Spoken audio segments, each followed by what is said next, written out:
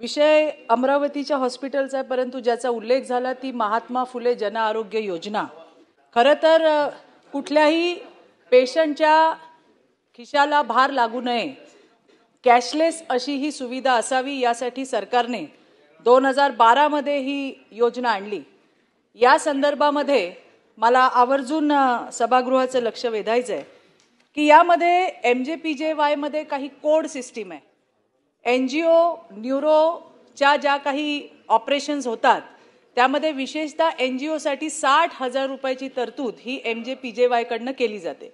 परवा मुंबईमध्ये मुंबई महानगरपालिकेच्या अंडर असणारे 2 रुग्णालय महत्त्वाची, एक सायन हॉस्पिटल आणि दुसरं KEM हॉस्पिटल, या ठिकाणी सभापती महोदय 60,000 पासून तर 1,20,000 पर्यंत एक चॅरिटेबल ट्रस्ट काढलेत आणि त्याच्या नावावरती पैसे घेतले जातात। माझ्याकडे त्याच्या रिसिप्ट सुद्धा आहेत आणि आम्ही संबंधितांना दिलेल्या आहेत।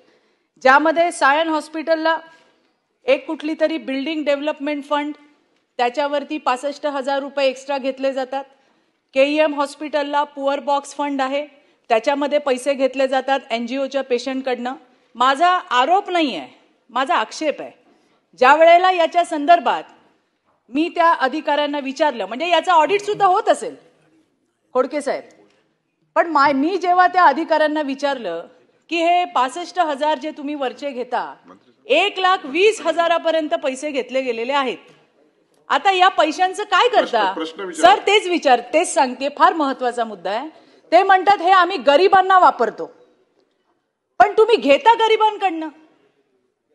एक त्या ठिकाणी अहिल्यानगरचा पेशंट आला होता, 1,10,000 रुपये घेऊन या, त्याच्यानंतर आम्ही ऑपरेशन करतो, पैसे दाखवा मग ऑपरेशन करतो, ही सायन हॉस्पिटल मधली गोष्ट आहे। आणि त्यांना रिसिप्ट दिली बिल्डिंग डेव्हलपमेंट फंडची। तर मला हे म्हणायचं आहे की गरिबांकडनं पैसे घेऊन काही लोकांनी अक्षरशः आपले दागिने गहाण ठेवले कारण आपलं पेशंट वाचलं पाहिजे। प्रश्न विचारा सर, मला एवढंच म्हणायचं आहे की अशा पद्धतीची खिशाला कुठलाही पेशंटच्या भार न येता महात्मा फुले जन आरोग्य योजना होत असेल, आलेली आहे, तर मग हे 60,000 पासून 1,20,000 रुपयांपर्यंत जे चॅरिटेबल ट्रस्ट काढून जे लोकांकडनं गरिबांकडनं पैसे घेतले जातात, गरिबांकडून पैसे घेऊन चौकशी होणार का असा प्रश्न विचारा। हां, तर गरिबांनाच मदत करण्यामध्ये काय हशील आहे याचं उत्तर आपल्याला मिळालं पाहिजे आणि याची संपूर्ण चौकशी। हे तर 2च हॉस्पिटल बघितले, मला विश्वास आहे की महानगरपालिकेच्या इतर हॉस्पिटलमध्ये पण अशाच पद्धतीची व्यवस्था असेल। पुन्हा सांगते, माझा आरोप नाही, परंपरागत आहे असं सांगण्यात येतं, माझा आक्षेप आहे। तर याच्याबद्दल माननीय मंत्री महोदय सखोल चौकशी होऊन गोरगरिबांना न्याय मिळणार का? 40 दिवसांचे जवळपास 80 लाख रुपये जमा केल्याची सगळी डिटेल मी AMCना दिलेली आहे, BMCच्या। तर याची सखोल चौकशी व्हायला हवी आणि ग्रामीण भागामध्ये पण असं जर कुठे होत असेल तर त्याची चौकशी व्हायला हवी।